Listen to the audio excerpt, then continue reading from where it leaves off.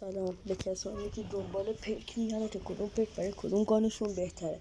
حجم این ویدیو زیاده و در 2 الی 3 قسمت براتون میذارم. اولین پرک این پرکه که اگه لجندش رو پیدا کنید 20% به پراکندگی گانتون کم میکنه. اپیکش هم همون 20%. دومین پرک این پرکه که اگه لجندش رو پیدا کنید 30% ایمتون رو انرژی بیشتر قفل میکنه. اپیکش هم همونه. دومی لانگ برل برای شاتگان خیلی خوبه.